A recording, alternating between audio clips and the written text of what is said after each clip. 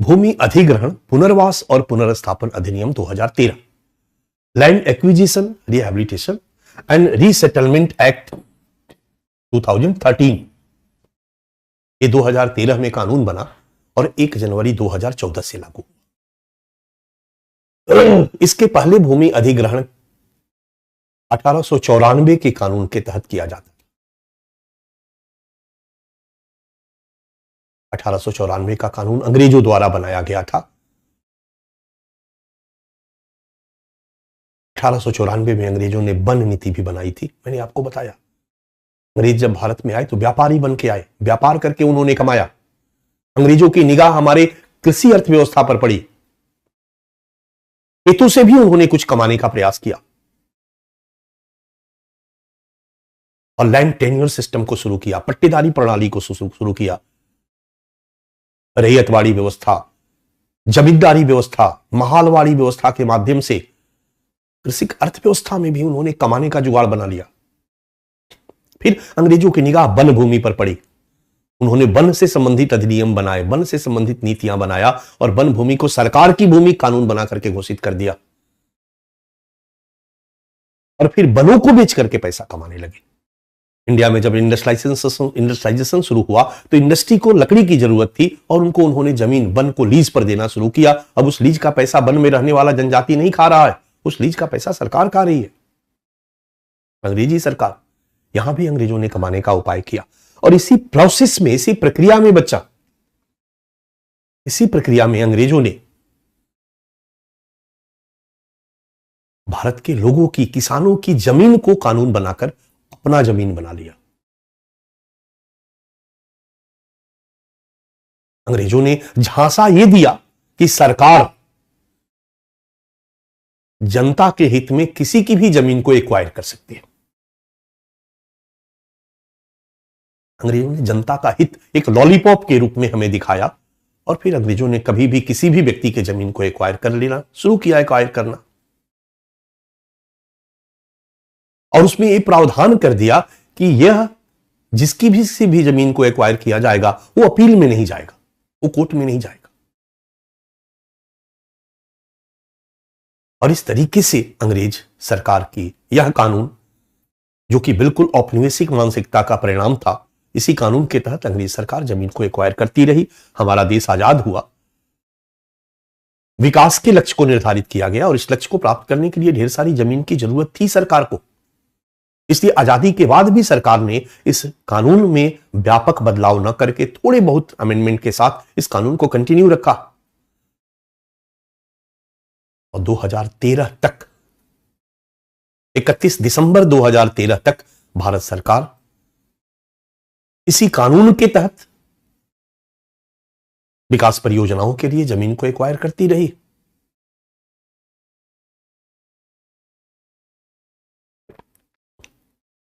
और इस कानून में बहुत सारी खामियां, हालांकि समय समय पर अमेंडमेंट हुआ, लेकिन इस कानून में बहुत सारी खामियां रही।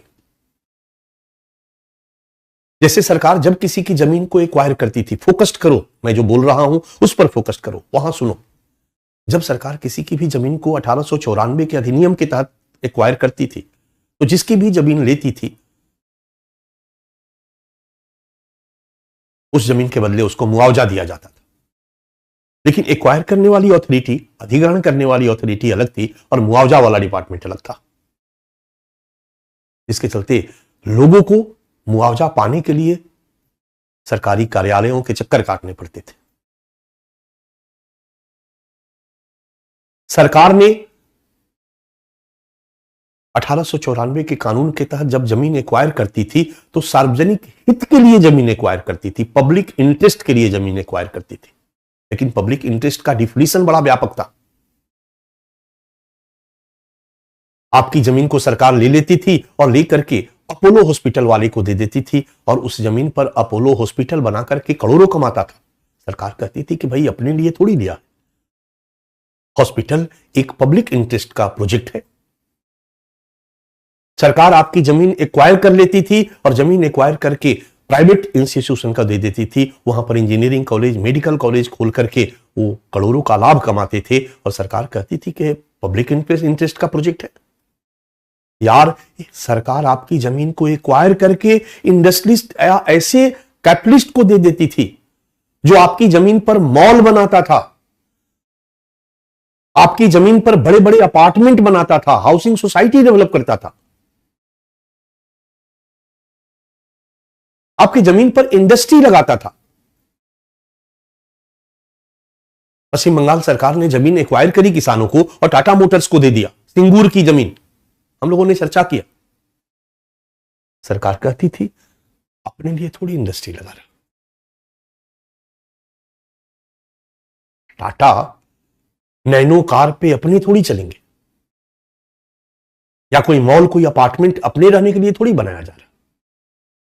ये भी पब्लिक इंटरेस्ट का प्रोजेक्ट है और इस तरह से पब्लिक इंटरेस्ट के परियोजना, सार्वजनिक हित परियोजना का परिभाषा व्यापक था।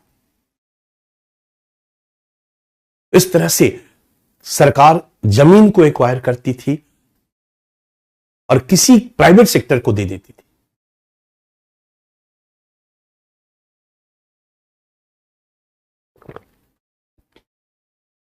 जिसकी जमीन एक्वायर होती थी उनसे कुछ नहीं पूछा जाता था, उनकी कोई राय नहीं ली जाती थी। सरकार ने नोटिस दिया और उनकी जमीन को एक्वायर कर लिया, कोई उनसे सहमति नहीं।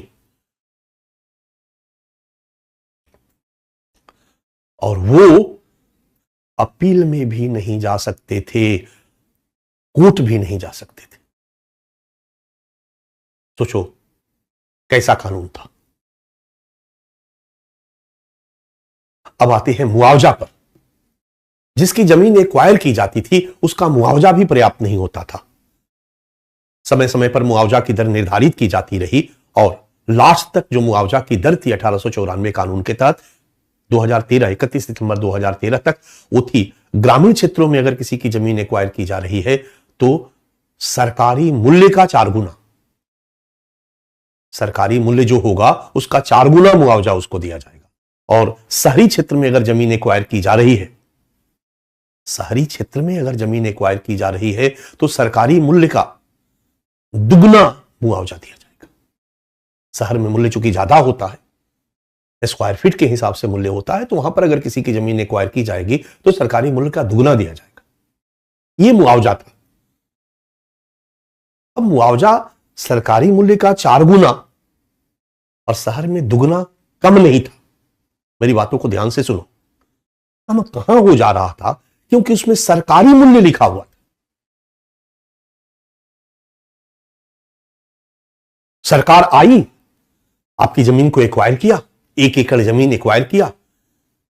1 एकड़ जमीन का जो सरकारी मूल्य मान लीजिए 20 लाख रुपए एकड़ चल रहा है, आपको 20 लाख दिया, 20 लाख का 4 गुना 80 लाख दिया, उस जमीन को ले लिया। 1 एकड़ जमीन 32 कट्ठा जमीन, और उस जमीन को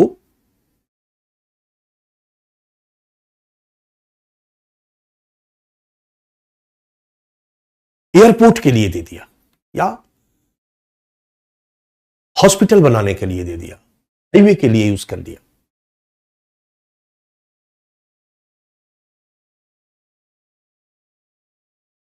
अब कह रहे हो आपकी 20 लाख की जमीन को 80 लाख मिला तो कम कहां है? कम है। पॉइंट नंबर 1 कि सरकार जब जमीन एक्वायर करती थी तो प्रोजेक्ट की घोषणा किए बिना जो मूल्य होता था उस मूल्य का 4 गुना दिया जाता था। पॉइंट नंबर 1, क्योंकि अगर आपकी जमीन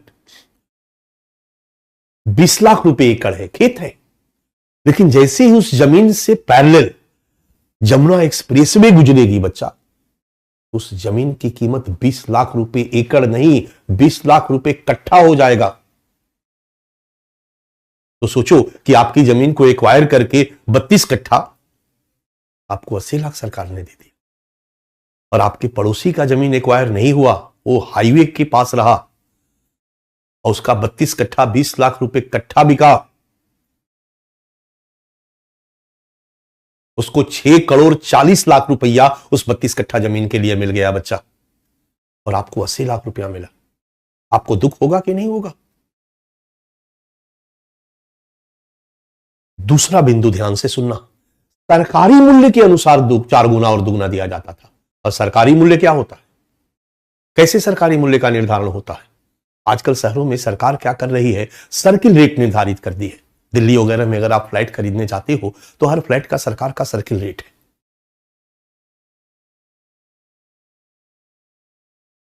1 करोड़ का एक फ्लैट का सर्किल रेट हो गया। सरकार ने सर्किल रेट का निर्धारण इसलिए किया ताकि स्टांप ड्यूटी कोई चोरी ना कर सके। क्योंकि पहले लोग क्या करते थे कि 1 करोड़ का फ्लैट खरीदते थे और सरकार के पास लिखवाते थे 10 लाख, 20 लाख, 20 लाख का स्टांप ड्यूटी खरीदते थे। 20 लाख पर स्टांप ड्यूटी पर सरकार को टैक्स देते थे और 80 लाख ब्लैक दे देते थे जिसका फ्लैट होता था। 1 करोड़ में क्रय विक्रय हुआ, सरकार को दिखाया गया 20 लाख, सरकार को टैक्स दिया गया, 20 लाख पर स्टांप ड्यूटी दिया गया।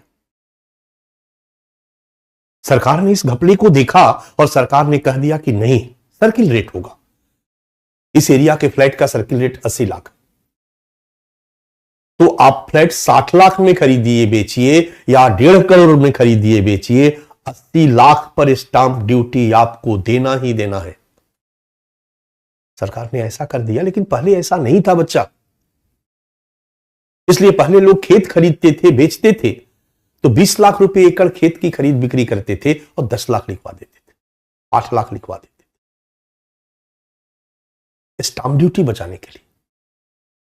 इसलिए जब सर्किल रेट निर्धारित नहीं था तो सरकारी मूल्य का निर्धारण विगत पीछे में जो भी 10 खरीद बिक्री हुई है उस इलाके में, उसका एवरेज निकाल करके सरकारी मूल्य का निर्धारण कर दिया जाता था। और जब सरकार आपके इलाके के जमीन का सरकारी मूल्य का एवरेज निकालती थी तो जमीन का कीमत आपके यहां 20 लाख रुपए एकड़ है, लेकिन किसी ने बेचा है 8 लाख रुपए एकड़, किसी ने बेचा है 6 लाख रुपए एकड़, किसी ने बेचा है 10 लाख रुपए एकड़, कम कम लिखवाया है।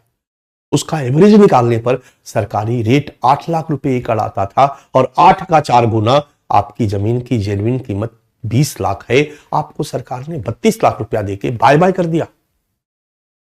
अब समझ में आ रहा होगा, मुआवजा कम, और प्रोजेक्ट की घोषणा के बाद तो कीमत और बढ़ गई है, फिर भी 32 लाख ही आपको मिला। मुआवजा कम था। यानी सरकार कभी भी किसी की जमीन को एक्वायर कर लेती थी, पूछा नहीं जाता था। जिनकी जमीनें एक्वायर की जाती थी सहमति नहीं ली जाती थी, मुआवजा कम दिया जाता था। जो भी मुआवजा दिया जाता था वो केवल मकान मालिक, केवल जमीन मालिक को मुआवजा दिया जाता था। हमारा गांव है, हमारे गांव में 1000 एकड़ का रकबा है। हर गांव में आप लोगों के गांव का होता हो ना 1000 एकड़, 800 एकड़, 900 एकड़, किसी के पास 20 एकड़, 30 एकड़, 5 एकड़, 2 एकड़, हर व्यक्ति का जमीन होता है। मान लीजिए कि हमारे गांव में 1000 एकड़ का रकबा है, यानी हमारे पूरे गांव का जो खेत है वो 1000 एकड़ है। हमारे गांव में नैनो फैक्ट्री के लिए टाटा मोटर्स आकर के इंडस्ट्री लगाता है। अब पूरे 1000 एकड़ को एक्वायर करता है, सरकार एक्वायर करके उनको देती है।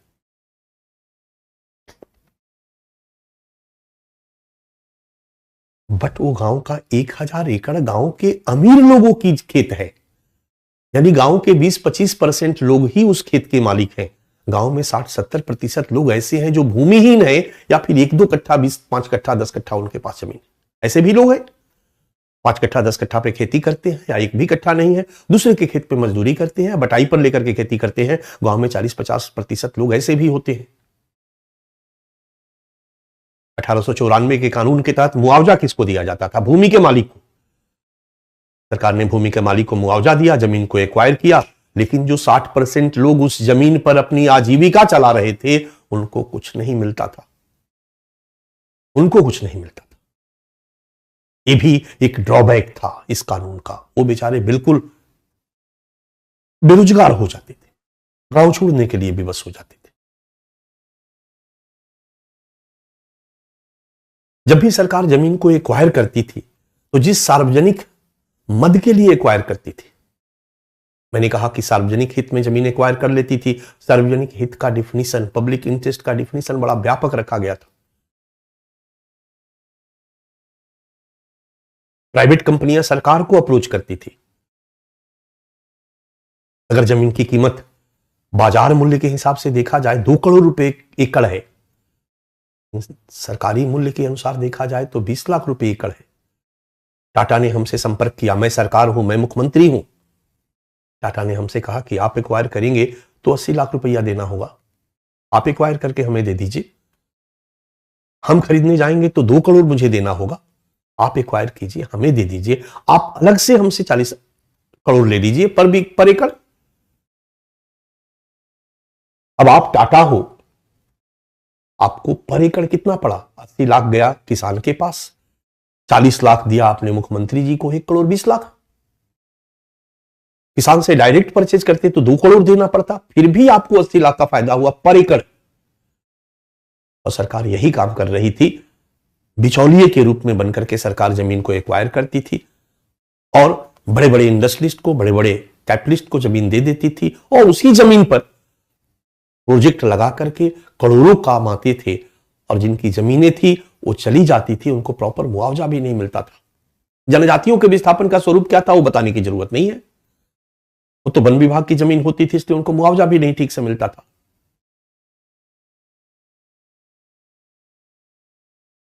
1894 का यह कानून जो था वो बेहतर कानून नहीं था।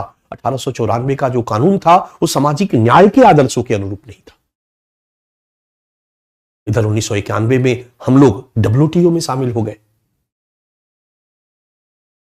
आर्थिक सुधार की प्रक्रिया के बाद भारत में औद्योगिकरण तेज हो गया,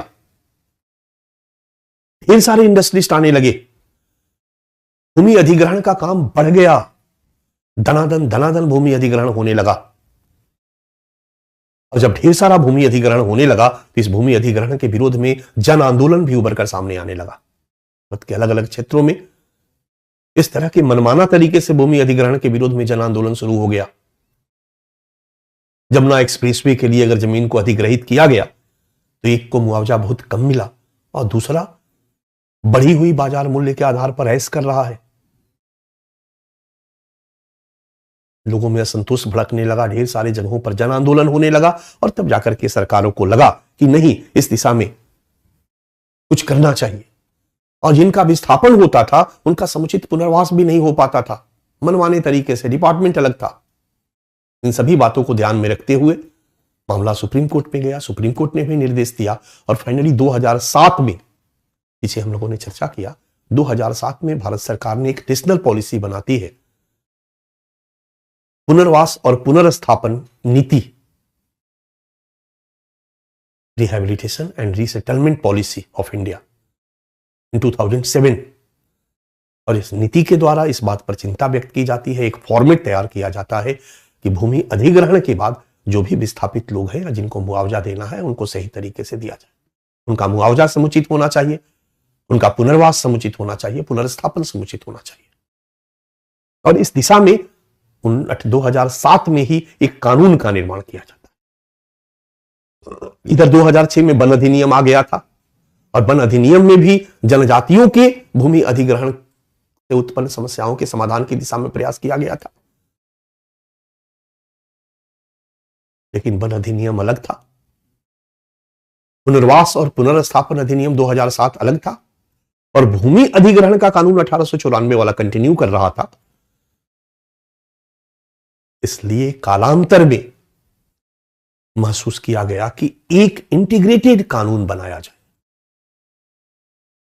और फाइनली इसका रिजल्ट हुआ 2013 में भूमि अधिग्रहण, पुनर्वास और पुनर्स्थापन अधिनियम 2013। इसमें भूमि अधिग्रहण कानून और पुनर्वास एवं पुनर्स्थापन कानून दोनों को क्लब कर दिया गया और भूमि अधिग्रहण के साथ पुनर्वास और पुनर्स्थापन को जोड़ दिया गया। यानी अलग अलग डिपार्टमेंट के जिम्मे काम नहीं रहेगा, अलग अलग तरीके से इसको नहीं लिया जाएगा। भूमि अधिग्रहण और पुनर्वास पुनर्स्थापन दोनों एक ही संयुक्त रूप से चलेंगे। जब जमीन को एक्वायर किया जाएगा तो पुनर्वास और पुनर्स्थापन, मुआवजा, ये सब कुछ उसका पार्ट होगा। और जो नया कानून आया, ये कानून माइंड ब्लोइंग था, है, आई एम टेलिंग है, क्योंकि नो डाउट 1894 के कानून में जो मनमानापन था इसको रोकने का प्रयास किया गया। मेरी बातों को ध्यान से सुनना। इसमें कुछ ढेर सारे ऐसे प्रावधान किए गए इसमें 1894 के कानून में निहित कमियों को काफी हद तक दूर कर दिया गया। क्या प्रावधान किया गया? सबसे पहले हम 1894 का क्रम चलते हैं, तब वहां हम फिर आपको समझाएंगे और फिर हम आपको स्लाइड में दिखाते चले जाएंगे, लिखने की जरूरत नहीं है। इस कानून को हम लोग पढ़ेंगे कैसे? तो हमारा पहला पार्ट होगा इंट्रोडक्शन, दूसरा पार्ट होगा इसके प्रमुख प्रावधान, तीसरा पार्ट होगा इस कानून का क्या इंपॉर्टेंस है, क्या लाभ है, क्या बेनिफिट है। विस्थापन के कंटेस्ट में बेनिफिट को हम देखेंगे। इस कानून की भी कुछ खामियां हैं, चुनौतियां हैं, है या नहीं है, वो भी हम यहां पर देख लेंगे। और फिर इस कानून की हम समीक्षा करेंगे और समीक्षा करके इसका कंक्लूजन ड्रॉ करेंगे। और यहां पर सुप्रीम कोर्ट का एक नया डिस्प्यूट आया है। इसी कानून का एक प्रोविजन है 24A, धारा 24(1). तो धारा 24(1) का क्या प्रोविजन है, क्या डिस्प्यूट्स है, क्योंकि ये लगातार बच्चा अभी चर्चा में है। अभी भी हमारी सरकार, नई सरकार इस दिशा में एक नए कानून के निर्माण की दिशा में अग्रसर है, बिल बना करके, लेकिन अभी भी विपक्ष उस पर सहमत नहीं है। तो एक करंट का एक हिट टॉपिक है, इसलिए मैं आपको यहां पर इस पर चर्चा कर रहा हूं। चलिए, टॉपिक में स्किप कर जाता, आपको नहीं समझ में आता कहां से कौन सा टॉपिक सर जोड़ रहे हैं, लेकिन मैं आपको बता रहा हूं एक इंपॉर्टेंट टॉपिक है, इसको थोड़ा समग्रता में आपको समझना होगा और कई जगहों पर हम इसको यूज करेंगे। सबसे पहले परिचय हमने दे दिया और परिचय में बता दिया 1894 के भूमि अधिग्रहण अधिनियम, 1894 के भूमि अधिग्रहण अधिनियम की खामियों को देखते हुए, 1894 के भूमि अधिग्रहण अधिनियम की खामियों को दूर करने के लिए 2013 में पुनर्वास और पुनर्स्थापन अधिनियम 2007 को जोड़कर, पुनर्वास और पुनर्स्थापन अधिनियम 2007 को जोड़कर भूमि अधिग्रहण के लिए एक नए कानून का निर्माण किया गया, एक नए कानून का निर्माण किया गया जिनका नाम है the right of the fair compensation, the right of the fair compensation and transparency in land acquisition, rehabilitation and resettlement act 2013। हम यहीं से इसको पढ़ते हैं बच्चा, जनरली यही नाम दिया जाता है, कई जगहों पर लैंड एक्विजिशन एक्ट ही कह दिया जाता है, पर generally land acquisition, rehabilitation and resettlement act 2013 के नाम से जाना जाता है। बट इस कानून का पूरा नाम है the right of fair compensation and transparency in land acquisition and rehabilitation and resettlement act 2013। 1894 की लैंड एक्विजिशन एक्ट की खामियों को दूर करते हुए और पुनर्वास और पुनर्स्थापन अधिनियम 2007 को इसमें क्लब करते हुए ये नया कानून बनाया गया। डन। अब क्या थी खामियां? 1894 की भूमि अधिग्रहण अधिनियम की खामियां क्या थी? क्या इस कानून की डिमेरिट्स थी, कमियां थी? बता चुका हूं, बस स्पीडली हम एक बार आगे बढ़ते हैं। मुआवजा कम था। सबसे पहले तो मुआवजा पे बात करें। मुआवजा कम था और मुआवजा केवल भूमि के स्वामी को दिया जाता था। अब यहीं पर हम नए कानून की पृष्ठभूमि भी आपको चर्चा कर देंगे तो आपको समझने में मजा आएगा। 1894 के कानून में मुआवजा कम था। कैसे कम था? मैंने आपको बता दिया, मुआवजा बाजार मूल्य के अनुसार नहीं था, मुआवजा सरकारी मूल्य के अनुसार था। 4 गुना और दुगुना कल भी था और आज भी है। 2013 के कानून में भी यही रखा गया, मुआवजा कम। नए वाले कानून में इसको चेंज किया गया बच्चा, और नए कानून में इसको चेंज करके क्या किया गया? मुआवजा पुराने कानून में था ग्रामीण क्षेत्रों में 4 गुना और शहरी क्षेत्रों में दुगुना। नए 2013 के कानून में भी है ग्रामीण क्षेत्रों में 4 गुना और शहरी क्षेत्रों में दुगुना, लेकिन पुराने 1894 के कानून में था सरकारी मूल्य का 4 गुना और दुगुना। नए कानून में कर दिया गया बाजार मूल्य का 4 गुना और दुगुना। कल्पना कर लो कि कितना बढ़ के मिलेगा आपको, कितना बढ़ के मिलेगा आपको। और वो भी प्रावधान किया गया कि प्रोजेक्ट की घोषणा होने के बाद बाजार मूल्य का निर्धारण किया जाएगा। यानी जब प्रोजेक्ट घोषित हो जाएगा कि आपके गांव के में टाटा मोटर्स एक कार का कारखाना लगाने जा रही है, ऑटोमेटिक आपके गांव की जमीन की कीमत बढ़ जाएगी, अगल बगल अड़ोस पड़ोस के गांव की जमीन की कीमत बढ़ जाएगी। जो कीमत बढ़ेगी वो बाजार मूल्य है, और उस बाजार मूल्य का 4 गुना आपको मुआवजा दिया जाए, और अगर आप शहरी क्षेत्र में हैं तो दुगना मुआवजा दिया जाएगा। तो नो डाउट मुआवजा बढ़ा। नए कानून में पुराने कानून की खामियां हैं, ये नए कानून में है। मुआवजा न्यू एक्ट 2013। ओके, मुआवजा केवल भूमि के स्वामी को दिया जाता था, नहीं, जो नया कानून आया उसमें एक एसआईए का प्रोविजन है, सोशल इंपैक्ट असेसमेंट, सामाजिक प्रभाव विश्लेषण, राइट। मतलब जब कोई प्रोजेक्ट लाया जाएगा तो उस प्रोजेक्ट का क्या सामाजिक प्रभाव होगा, इसका असेसमेंट किया जाएगा, और असेसमेंट करके सभी प्रभावितों को मुआवजा दिया जाएगा। असेसमेंट के बाद केवल भूस्वामी को ही मुआवजा नहीं दिया जाएगा, बल्कि सभी प्रभावितों को मुआवजा दिया जाएगा।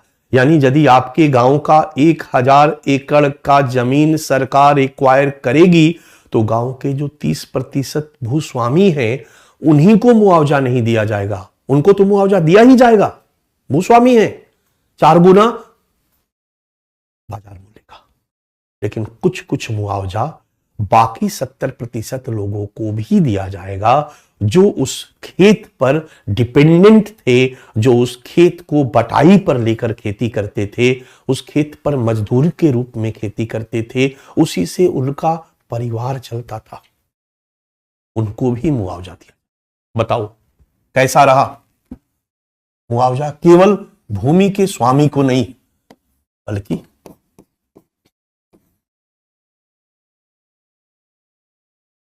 अन्यों को भी दिया जाएगा। नए कानून में डाल दिया गया। नो डाउट इस कमी को दूर करने का प्रयास किया गया। 1894 की कानून का एक प्रोविजन था सहमति का प्रावधान का अभाव। सरकार जब चाहे तब किसी की भी जमीन को नोटिस देकर उनकी जमीन को एक्वायर कर सकती थी। सहमति का कोई प्रोविजन नहीं था। इस प्रोविजन के हम लोग ऐसे ही पॉइंट कर ले, यहां आ गया सोशल इंपैक्ट असेसमेंट का अभाव, और इसमें सोशल इंपैक्ट असेसमेंट का प्रोविजन भी कर दिया गया, और केवल भूस्वामी को ही मुआवजा नहीं, अन्यों को भी मैंने लिख दिया। तीसरा पॉइंट है सहमति के प्रावधान का अभाव। 1894 कानून में सहमति नहीं ली जाती थी, नए वाले कानून में सहमति का प्रावधान कर दिया गया। मतलब सरकार जब कभी भी किसी की जमीन को एक्वायर करेगी तो उससे पूछेगी। इसको रेशनलाइज किया गया,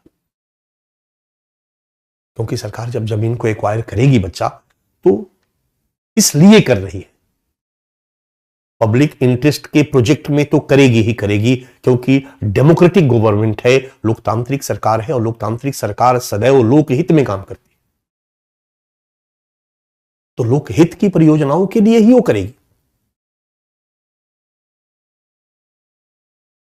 लेकिन कैसा लोकहित? बहुत जरूरी, ऐसा भी तो हो सकता है बहुत जरूरी वाला।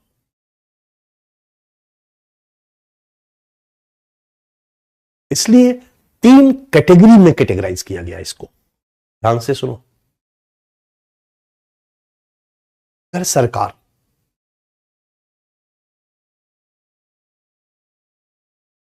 पब्लिक इंटरेस्ट में कोई प्रोजेक्ट बनाने जा रही है और वो प्रोजेक्ट खुद सरकार संचालित करेगी, कोई सहमति नहीं ली जाएगी। मतलब अगर सरकार सड़क बनाने जा रही है, कोई सहमति नहीं ली जाएगी। सरकार रेलवे लाइन बिछाने जा रही है, कोई सहमति नहीं ली जाएगी। मामला समझ में आ रहा होगा, क्योंकि ये काम सरकार करने जा रही है। और सहमति के चक्कर में रेलवे लाइन रुक सकती है, सहमति के चक्कर में सड़क निर्माण रुक सकता है, इसलिए यह कर दिया गया, कोई सहमति नहीं। Point number 1। पॉइंट नंबर 2, सहमति के प्रोविजन में 1(2) किया गया कि यदि सरकार पब्लिक इंटरेस्ट में कोई भी प्रोजेक्ट पीपीपी के तहत चलाने के लिए लैंड एक्वायर कर रही है, सरकार किसी की जमीन को एक्वायर कर रही है ताकि उस जमीन पर पीपीपी के तहत, पब्लिक प्राइवेट पार्टनरशिप पता ही होगा, के तहत कोई पब्लिक इंटरेस्ट का प्रोजेक्ट शुरू किया जाएगा। ऐसे के लिए 70% लोगों की सहमति का होना जरूरी है। 70%, अगर मान लीजिए 100 परिवार की जमीन है तो कम से कम 70 लोग परिवार सहमत होने चाहिए।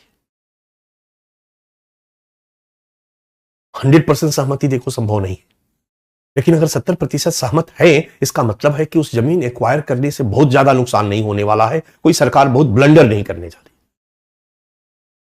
तो पीपीपी के तहत अगर सरकार कर रही है तो 70% लोगों की सहमति का होना जरूरी है। और सहमति के संदर्भ में जो तीसरा पॉइंट बनाया गया बच्चा, कि यदि सरकार पब्लिक इंटरेस्ट में प्रोजेक्ट के लिए किसी प्राइवेट सेक्टर को देने के लिए जमीन एक्वायर कर रही है, जमीन कौन एक्वायर कर रहा? सरकार। किसको देने के लिए? प्राइवेट सेक्टर को देने के लिए।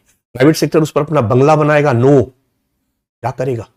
पब्लिक इंटरेस्ट का कोई प्रोजेक्ट लगाएगा, विकास के लिए जरूरी है।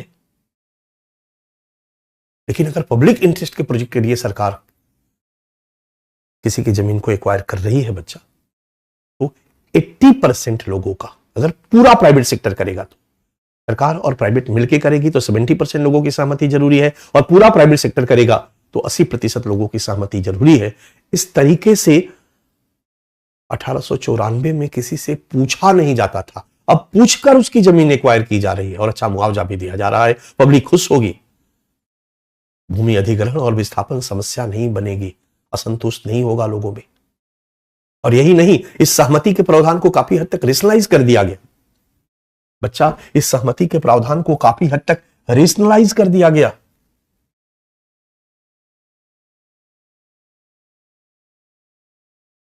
इस सहमति के प्रावधान को काफी हद तक रेशनलाइज कर दिया गया।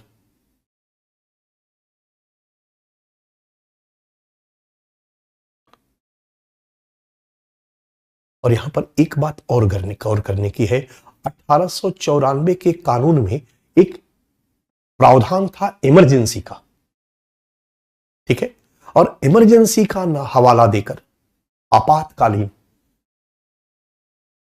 सरकार कभी भी किसी की जमीन को एक्वायर कर सकती थी, एकदम तत्काल 24 घंटे के अंदर जमीन एक्वायर। और इमरजेंसी का जो डिफिनीशन था ना, वो बिखरा हुआ था, क्लियर नहीं था। सरकार ने आपातकालीन प्रावधान को केवल राष्ट्रीय सुरक्षा और रक्षा तक सीमित कर दिया। प्राकृतिक आपदा और राष्ट्रीय सुरक्षा, मान लीजिए कहीं पर भूकंप आ गया और इमीडिएट जमीन जरूरी है उन लोगों को शरण देने के लिए, ये प्राकृतिक आपदा है। या कोई राष्ट्रीय सुरक्षा का मुद्दा आ गया तो प्राकृतिक आपदा और राष्ट्रीय सुरक्षा को इमरजेंसी के अंतर्गत रख दिया गया। इसके लिए सरकार कभी भी किसी की जमीन को बिना कुछ के एक्वायर करेगी, जरूरी भी था। पहले इमरजेंसी का परिभाषा बड़ा बिखरा हुआ था और उसका सरकार दुरुपयोग कर रही थी। इस तरह से जमीन को एक्वायर करने के लिए काफी रेशनल तरीका अख्तियार किया गया ताकि जिनकी जमीनों को लिया जा रहा है उनके साथ अन्याय न हो। 1894 के कानून में पुनर्वास और पुनर्स्थापन का अभाव था, लेकिन 2007 में इसके लिए अलग से कानून बनाया गया बच्चा, और 2013 में इस कानून को इसी में जोड़ दिया गया और समुचित पुनर्वास की व्यवस्था की गई। कहा गया कि पुनर्वास के बिना किसी की जमीन को एक्वायर सरकार नहीं करेगी, पहले पुनर्वास करेगी, उनको नए जगह पर जगह करके सेटल करेगी। ये नहीं कि आपकी जमीन को एक्वायर करके आपको गांव से भगा दिया गया और आप ऑफिस दौड़िए अपने पुनर्वास के लिए। लो, पहले पुनर्वास, पुनर्स्थापन, देन आपका जमीन अधिग्रहण। और खास करके जनजातियों के पुनर्वास के लिए और बेहतरीन व्यवस्था की गई। चौथा पॉइंट। पांचवा पॉइंट, भूमि की पुनर्वापसी का अभाव। 1894 के कानून में अगर सरकार ने घोषित किया कि पार्टिकुलर पब्लिक इंटरेस्ट के लिए सरकार इस जमीन को एक्वायर कर रही है, और सरकार ने जमीन को एक्वायर कर लिया, मुआवजा दे दिया, और उस काम में उस जमीन का अगर उपयोग नहीं हुआ, सरकार ने कहा सड़क बनाने के लिए जमीन एक्वायर की गई है और जमीन एक्वायर कर ली गई और सड़क नहीं बना, तो किसानों को जमीन वापस कर देना चाहिए? नो। 1894 के कानून में था कि भूमि की पुनर्वापसी नहीं होगी, सरकार उस जमीन को किसी और मद में दे देगी, किसी को। अब सरकार मालिक है, सरकार के ऊपर है। इसलिए कई बार सरकार क्या करती थी कि किसी अन्य मद की घोषणा करके, पब्लिक इंटरेस्ट की घोषणा करके जमीन को एक्वायर कर लेती थी। जन विरोध उतना नहीं होता था। फिर 2, 4, 5, 6, 7 साल में वो किसी प्राइवेट सेक्टर को मॉल बनाने आदि कामों के लिए जमीन को दे देती थी। इस कानून का भी दुरुपयोग किया जा रहा था, और जिसका भी जमीन अधिग्रहित हो रहा था, खमियाजा उसी को भुगतना पड़ रहा था, दुख उसी को हो रहा था, वंचित वही हो रहा था। भूमि की पुनर्वापसी का अभाव। और इसमें एक और प्रोविजन था, ध्यान देना, 1894 में जो सार्वजनिक हित की परिभाषा थी ना, वो बड़ा व्यापक थी। नए वाले कानून में सार्वजनिक हित की परिभाषा को काफी हद तक, हालांकि अभी भी कमजोर है, और इसमें से शिक्षा और हॉस्पिटल को सार्वजनिक हित के प्रोजेक्ट से बाहर कर दिया गया। मेरी बातों को ध्यान से सुनो। अगर सरकार किसी भी व्यक्ति को शिक्षण संस्थान स्थापित करने के लिए जमीन एक्वायर कर रही है, तो ये पब्लिक इंटरेस्ट का प्रोजेक्ट नहीं माना जाएगा 2013 के कानून के अनुसार। सरकार अगर किसी अपोलो को हॉस्पिटल बनाने के लिए जमीन एक्वायर कर रही है, ये पब्लिक इंटरेस्ट का प्रोजेक्ट नहीं माना जाएगा। अगर सरकार अपने लिए कर रही है, माना जाएगा, लेकिन सरकार अगर किसी प्राइवेट सेक्टर को देने के लिए कर रही है, तो यार वो हॉस्पिटल बना के लाखों करोड़ों रुपया कमाएगा, वो पब्लिक इंटरेस्ट कैसे? तो यहां पर पब्लिक इंटरेस्ट के दायरे में से हेल्थ और एजुकेशनल इंस्टीट्यूट को बाहर कर दिया ताकि मिसयूज ना हो, क्योंकि शिक्षा का निजीकरण तेजी से हो रहा था, स्वास्थ्य और संरचनाओं का निजीकरण तेजी से हो रहा था, हेल्थ इंफ्रास्ट्रक्चर प्राइवेट सेक्टर के द्वारा काफी तेजी से डेवलप किए जा रहे थे, उनको जमीन चाहिए थी और कमाने का बहुत बड़ा ही धंधा था। इसलिए इस दुरुपयोग को रोकने का प्रयास किया गया। आपने देखा होगा ग्रेटर नोएडा में किसानों की जमीन को लेकर के सरकार ने बड़े बड़े इंडस्ट्रियलिस्ट को बांट दिया। जमुना एक्सप्रेसवे के लिए तो चलो जमीन एक्वायर किया गया, तो सरकार का एक सड़क निर्माण परियोजना थी, लेकिन बहुत से जगहों पर जमीन को एक्वायर करके इंडस्ट्रियलिस्ट को दे दिया गया, जिसके विरोध में भयानक जन आंदोलन शुरू हुआ। नए वाले कानून में ये सारी चीजों को दूर किया गया। तो आइए, मोटा मोटी क्लियर हो चुका होगा कि 1894 के कानून में मुआवजा कम था, मुआवजा केवल भूमि मालिक को था। एसआईए का कोई प्रोविजन नहीं था, सोशल इंपैक्ट असेसमेंट का कोई प्रोविजन नहीं था, सहमति का कोई प्रावधान नहीं था, कोई सहमति नहीं ली जाती थी, पुनर्वास और पुनर्स्थापन का अभाव था, जमीन एक्वायर कर ली जाती थी, लोग दर दर भटके, भूमि की पुनर्वापसी का अभाव था। आप देखोगे पुराने शुरुआती दिनों में नर्मदा बचाओ आंदोलन इसलिए शुरू किया गया क्योंकि वहां जनजातियों को विस्थापित कर दिया गया, उनकी जमीनों को एक्वायर कर दिया गया, उनको पुनर्वास नहीं हुआ, वो पुनर्वास के लिए आंदोलन कर रहे हैं और डैम का काम शुरू हो गया। तो पुनर्वास और पुनर्स्थापन का अभाव था, भूमि की पुनर्वापसी का अभाव था।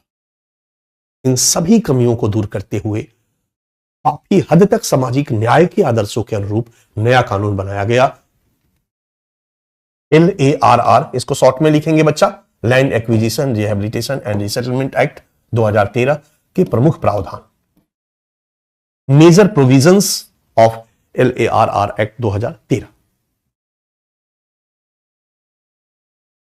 लिखते तो कहीं ना कहीं कंसंट्रेशन आपका कम होता। मैं चाहता हूं एकदम फोकस्ड रहो, जो मैं बता रहा हूं, जो मैं समझा रहा हूं। चलिए हम लोग आते हैं अपने मुद्दे पर।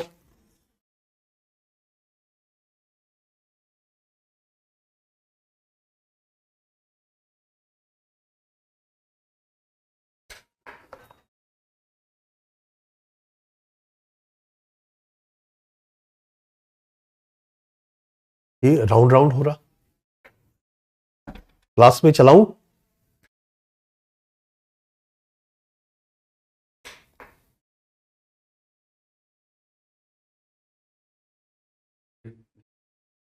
बच्चों को सही पहुंच रहा है कि नहीं? तो क्लास कंटिन्यू करूं या क्या करूं? है ना? है ना? चलिए ठीक है, क्लास चल रहा है। शायद मुझे लगा कि कुछ टेक्निकल प्रॉब्लम है, राउंड राउंड हो रहा। आपको क्लास दिखाई दे रहा बच्चा? आपको क्लास प्रॉपर दिखाई दे रहा है? चैट में लिखे everything is okay. Yes sir, yes sir, yes sir, चल रहा है। डन, चलिए ठीक है, देखते हैं नए कानून के प्रावधान को। सबसे पहला, सार्वजनिक हित की स्पष्ट परिभाषा दी गई और हॉस्पिटल एवं शिक्षण संस्थान को सार्वजनिक हित के दायरे से बाहर कर दिया गया इस 2013 के कानून। यही आज कंटिन्यू है। मतलब आज हॉस्पिटल के नाम पे, शिक्षण संस्थान के नाम पे किसी की जमीन को एक्वायर करके मिसयूज नहीं किया जाएगा, प्राइवेट सेक्टर को नहीं दिया जाएगा। जो हो रहा था, जो लोगों में असंतोष उत्पन्न कर रहा था, हमारे ही जमीन पर हमें थोड़ा मुआवजा देकर और अपोलो आकर के बड़ा हॉस्पिटल खोल करके लाखों करोड़ों रुपया कमा रहा, कहीं ना कहीं तुलनात्मक अभाव बोध होगा। तुलनात्मक अभाव बोध मैं बता चुका हूं, रिलेटिव डिप्राइवेशन। दूसरा, भूमि अधिग्रहण हेतु सहमति का प्रावधान किया गया, पहले नहीं था। आपकी जमीन को एक्वायर कर रही है सरकार, आपसे पूछ रही है, कितनी खुशी की बात है, अच्छा लगेगा आपको। सहमति का प्रावधान, 3 सहमति के स्वरूप थे। सरकार द्वारा स्वयं के उपयोग हेतु भूमि अधिग्रहण सहमति आवश्यक नहीं। दूसरा, सरकार द्वारा पीपीपी के तहत सार्वजनिक हित में प्रयोग हेतु भूमि का अधिग्रहण 70% की सहमति आवश्यक। और सरकार द्वारा सार्वजनिक हित में सरकार द्वारा सार्वजनिक हित में निजी कंपनियों के प्रत्यक्ष उपयोग के लिए, प्राइवेट सेक्टर को देने के लिए कि वही उसको यूज करेगी, अगर जमीन एक्वायर की जा रही है तो 80% की सहमति आवश्यक होगा। 80%। क्लियर है? मैं समझा चुका हूं। सी, अन्य प्रावधान। अन्य प्रावधान में पुनर्वास और पुनर्स्थापन का प्रावधान। पुनर्वास और पुनर्स्थापन का प्रावधान 2007 के कानून को इसमें क्लब कर दिया गया, जो 1894 में नहीं था। दूसरा, पुनर्वास और पुनर्स्थापन के बाद भूमि अधिग्रहण का प्रावधान। उनका पुनर्वास और पुनर्स्थापन करने के बाद जमीन को एक्वायर किया जाएगा। तीसरा, आपके सामने स्क्रीन पर है, एसआईए का प्रावधान, सामाजिक प्रभाव मूल्यांकन। किसी भी परियोजना का क्या सोशल इंपैक्ट होगा, इसका असेसमेंट किया जाएगा। और जो भी दुष्प्रभावित है उनकी समस्याओं का भी समाधान किया जाएगा, जो पहले वाले कानून में बिल्कुल नहीं था। चौथा, मुआवजा जमीन मालिकों के अलावा अन्य प्रभावितों को भी मिलेगा, क्योंकि एसआईए के बाद अन्य प्रभावितों का पता चलेगा, और जब पता चलेगा तो मुआवजा जमीन मालिक को तो मिलेगा ही मिलेगा, 4 गुना और दुगना अन्य प्रभावितों को भी मिलेगा। पांचवा, मुआवजा बाजार मूल्य पर आधारित होगा, ग्रामीण क्षेत्रों में 4 गुना और शहरी क्षेत्रों में दुगना। पहले भी था बच्चा, पहले भी था, नए कानून में भी है। ग्रामीण क्षेत्रों में 4 गुना और शहरी क्षेत्रों में दुगना। छठा पॉइंट है, मुआवजा जो आपको मिलेगा उस पर कोई इनकम टैक्स नहीं लगेगा, कोई स्टाम्प शुल्क नहीं लगेगा। यह भी एक फायदा है आपको, ऐस कीजिए। 7वां पॉइंट है, यह भी एक मुद्दा था बच्चा, जब मैं आपको एक अर्बनाइजेशन पढ़ाऊंगा तो एक टॉपिक हाल के दिनों में चर्चा में आया है, भूमि अधिग्रहण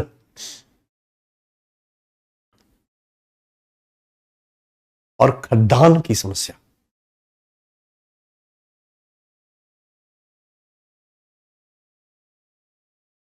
काउंटर अर्बनाइजेशन और खद्दान की समस्या। काउंटर अर्बनाइजेशन का मतलब होता है जब किसी नगर में क्षमता से ज्यादा जनसंख्या आ जाए तो नगर की जनसंख्या को डिसेंट्रलाइज करना और नगर के बाहर शिफ्ट करना, इसके लिए जमीन को एक्वायर करना, उनको बाहर शिफ्ट करना। अतिनगरीकरण, ओवर अर्बनाइजेशन और खद्दान की समस्या।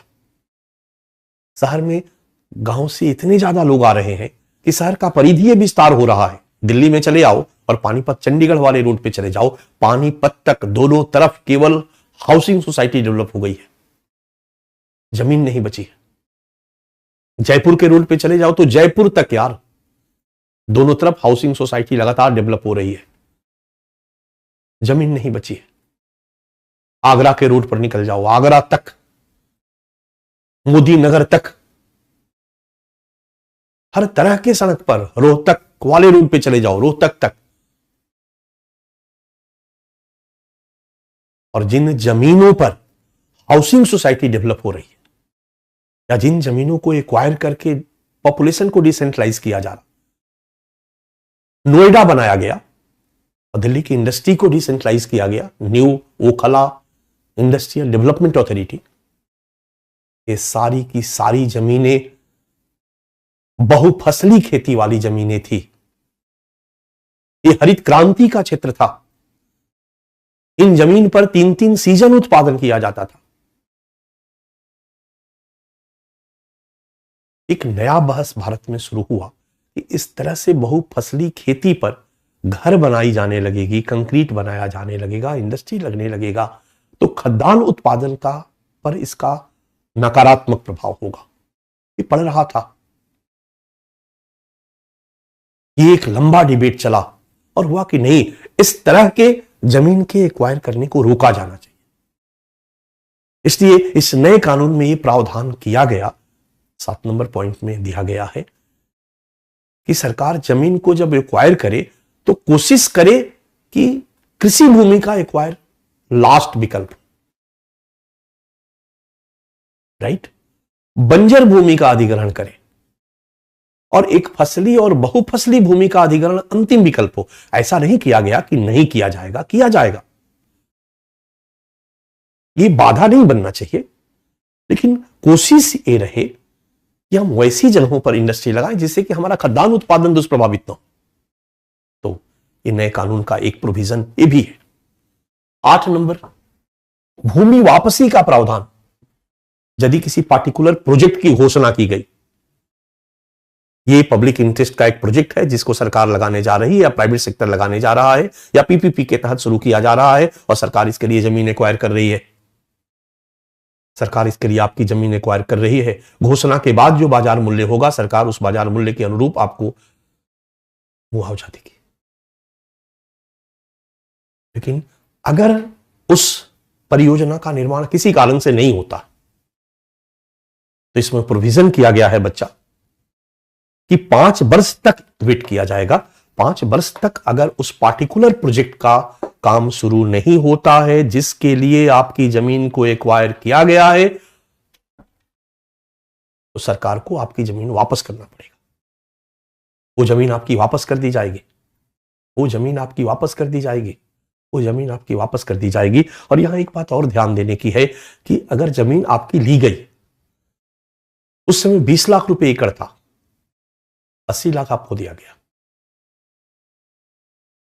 5 साल सरकार ने उस जमीन को रख लिया।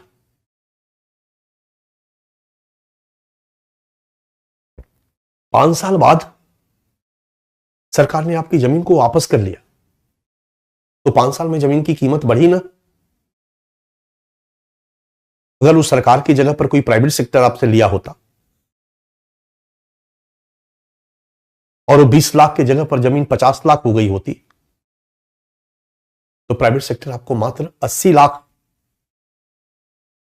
का ही हिसाब होता ना। वो कहता कि नहीं, आज 50 लाख है तो 50 गुने 2 करोड़, उस हिसाब से आप पैसा वापस कीजिए,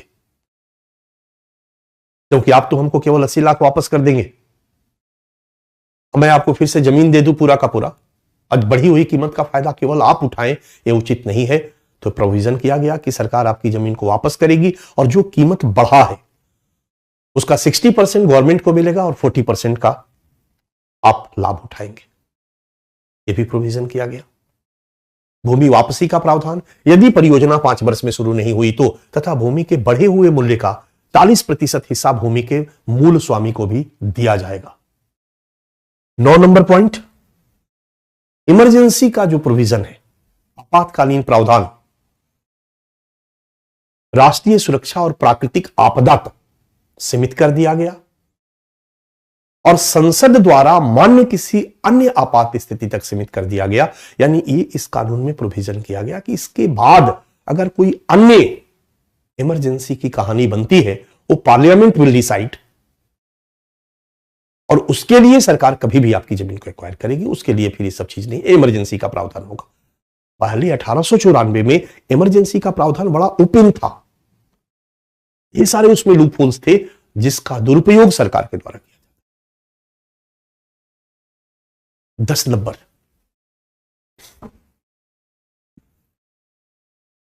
पुनर्स्थापित क्षेत्र में 25 और संरचनात्मक सुख सुविधाएं उपलब्ध कराना अनिवार्य। आपकी जमीन एक्वायर करने के बाद अगर आपको पुनर्स्थापित करना है दूसरी जगह पर, मान लीजिए नदी घाटी परियोजनाएं बनाई जा रही है, अब पूरा जनजातीय गांव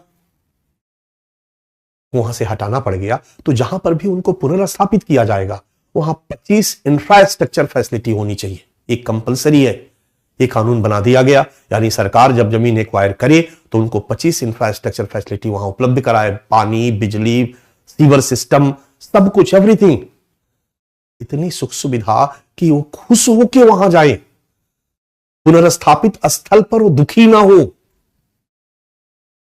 पुनर्स्थापित क्षेत्र में 25 और संरचनात्मक सुख सुविधाएं उपलब्ध कराना अनिवार्य। 11 नंबर पॉइंट, यहां पर एक और प्रावधान किया गया बच्चा कि अगर शहरी क्षेत्र में जमीन एक्वायर किया जा रहा और वहां पर कोई बड़ा प्रोजेक्ट बनाया जाएगा तो उसमें से मान लो कुछ, उसमें से एक विकसित भूमि का एक हिस्सा वो नेचर ऑफ प्रोजेक्ट पे डिपेंड करता है, भूमि के मालिक को भी दिया जाए तो उसका भी आजीविका वहां पर चलता रहे। एक बहुत अच्छा एफर्ट था, बहुत अच्छा प्रयास था। ठीक है। 12 नंबर प्रोविजन बना, लिखा हुआ है अपील का अधिकार। मतलब अगर कहीं भी आपको लगता है कि आपकी जमीन को एक्वायर, आप किसान हो, आप आम आदमी हो, आप जनजाति हो, सरकार ने आपकी जमीन को एक्वायर किया है और उसमें कहीं भी इन नियमों का उल्लंघन किया है, आपके साथ न्याय नहीं हुआ है, तो इसके लिए डिपार्टमेंटल हेड उत्तरदायी होगा और आप इसके लिए अपील में जा सकते हो। आप इसके लिए अपील में जा सकते हो, कोर्ट में जा सकते हो। 1894 में यह प्रोविजन नहीं था। 1894 के कानून में यह प्रोविजन नहीं था, अपील का अधिकार नहीं था। इसमें कर दिया गया। ये काफी हद तक डेमोक्रेटिक है और एक लोकतंत्र के लिए ये जरूरी है। ये 12 प्रोविजन जो मेन है बच्चा 2013 के कानून में बनाया गया और आपको लग रहा होगा कि ये कानून बना करके सरकार ने भूमि अधिग्रहण को काफी हद तक न्यायोचित ठहराने का प्रयास किया है, काफी हद तक बेहतर करने का प्रयास किया है, ताकि सरकार द्वारा विकास परियोजनाओं के लिए जो लैंड एक्वायर किया जा रहा है उसमें अन्याय न हो, उसमें किसी का शोषण न हो, किसी को वंचित होना न पड़े। यही है नया वाला कानून। और इस कानून में एक प्रोविजन डाला गया कि यह कानून चूंकि 2013 के नाम से जाना जाता है, 1 जनवरी 2014 को यह कानून लागू हुआ राष्ट्रपति के हस्ताक्षर के साथ। 1 जनवरी 2014 को यह कानून लागू हुआ। 1 जनवरी 2014, 1 जनवरी 2014। और इसमें प्रोविजन किया गया कि आज से यानी 1 जनवरी 2014 से 5 साल पहले तक के, आज से 5 साल पहले तक का कोई भी जमीन एक्वायर होगा। अब ये नहीं ना कि आज के बाद 1 जनवरी 2014 को एक कानून लागू हुआ तो इसके बाद कोई भी जमीन अधिग्रहण होगा तो इस कानून के तहत होगा, नहीं। इसमें कर दिया गया स्पेस, क्योंकि कई जन आंदोलन चल रहे थे, भारत के अलग अलग क्षेत्रों में लोग असंतुष्ट थे। अगर कह दिया गया कि 1 जनवरी 2014 के बाद कोई भी जमीन एक्वायर किया जाएगा, इस कानून के तहत मुआवजा दिया जाएगा, इस कानून के तहत सब कुछ होगा, तब भी आंदोलन खत्म नहीं होता, व्यापक जन आंदोलन चलता रहता। इसलिए कहा गया कि नहीं, 5 साल पहले यानी 1 जनवरी 2009, 1 जनवरी 2009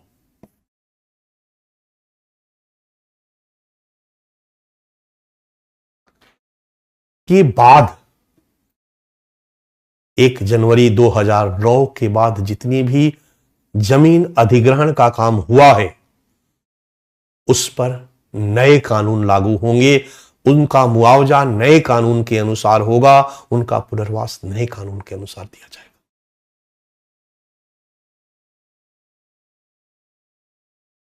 2013 के अधिनियम की धारा 24 में प्रावधान किया गया कि 5 साल पुराने अधिग्रहण भी इस अधिनियम के दायरे में आएंगे। ये 2024 काफी डिस्प्यूट में रहा है, इस पर 2 बार सुप्रीम कोर्ट का डिसीजन आया है। लेटेस्ट बच्चा क्या मुद्दे हैं, इसको मैं एक छोटा सा टॉपिक बना करके यहीं पर मैं आपको समझाऊंगा।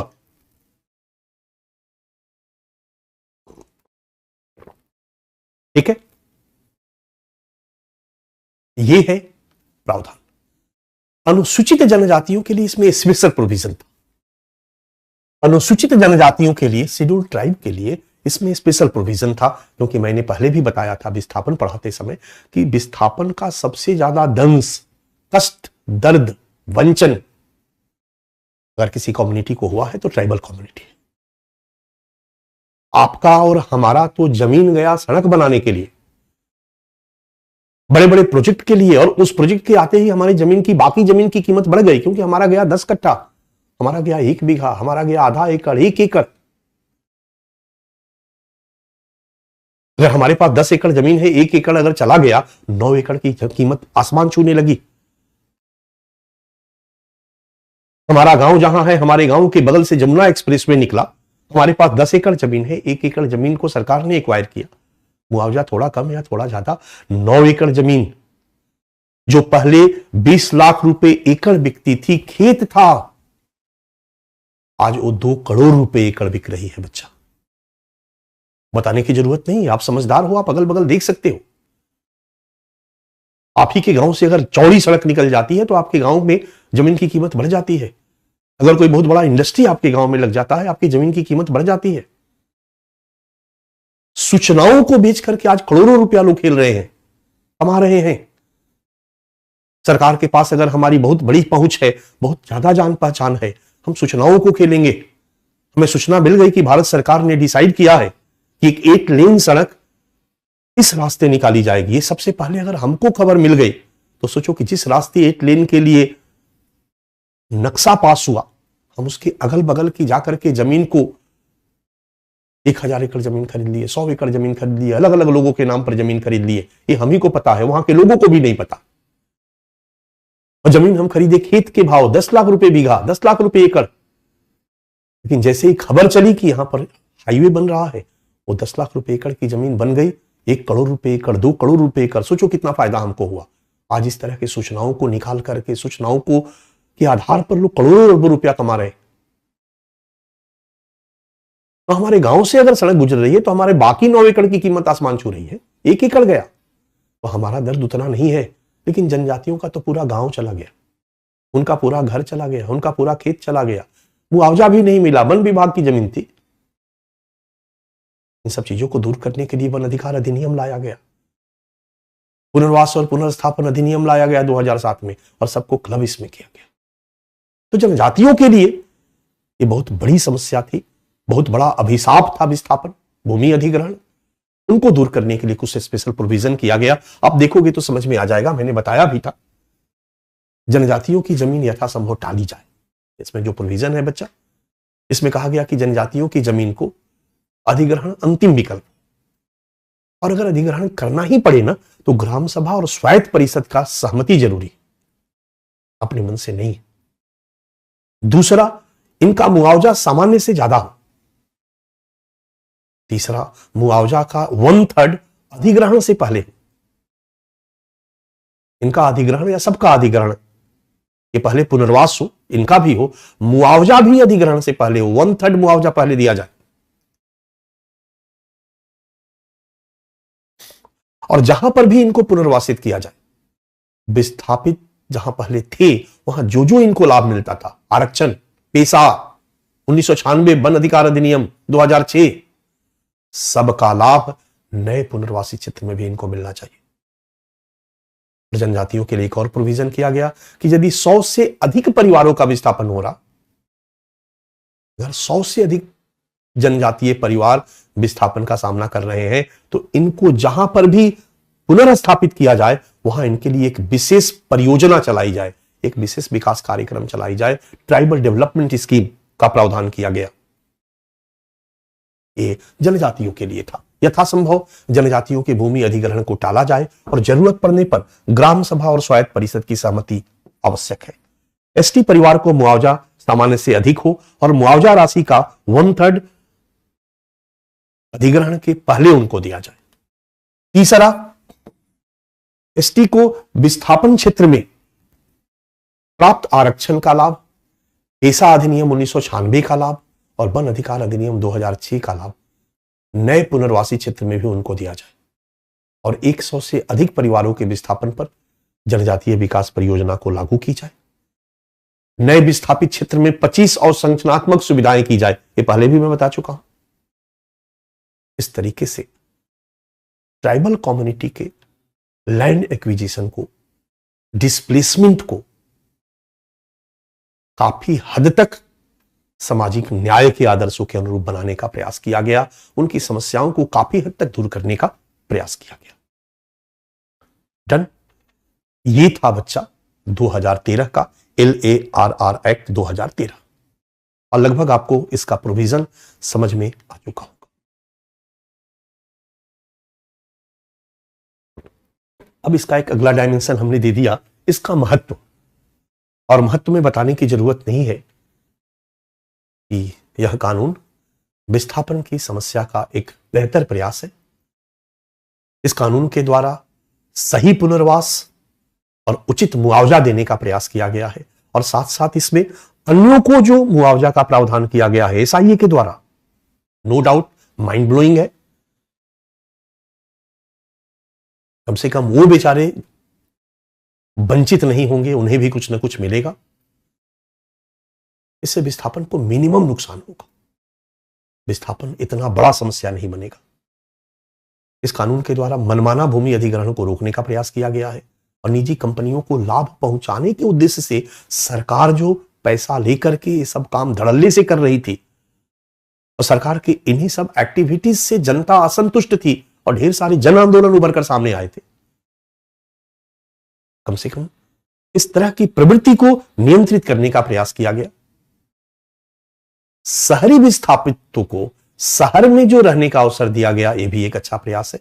उनको वहां पर कुछ डेवलपमेंट का भाग दिया जाएगा और ट्राइबल कम्युनिटी के लिए अलग से विशेष प्रयास करके उनको भी संतुष्ट करने का प्रयास किया गया है। तो कुल मिलाकर के विस्थापन की समस्या का यह कानून एक बेहतर समाधान प्रस्तुत करता है। महत्व में यही लिखेंगे, पहला, विस्थापन की समस्या का समुचित समाधान संभव हुआ है। इस कानून से उचित पुनर्वास और मुआवजा और अन्य दुष्प्रभावितों को भी मुआवजा से विस्थापन से मिनिमम नुकसान संभव हुआ है, विस्थापन से मिनिमम नुकसान संभव हुआ है।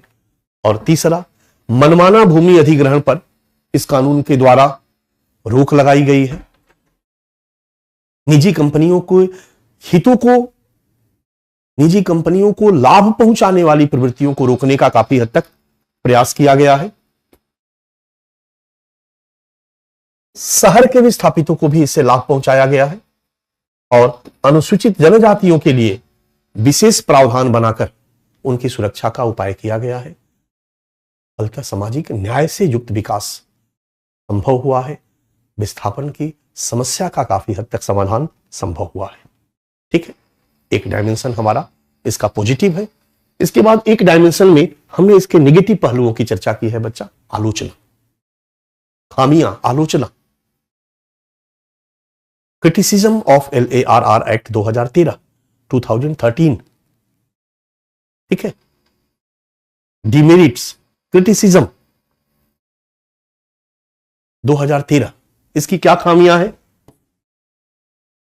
हालांकि कुछ विद्वानों ने खामियां बताई, हालांकि खामियों में दम नहीं है बच्चा, बट फिर भी कुछ खामियां लोग बताते हैं। पहला बताते हैं कि अनैच्छिक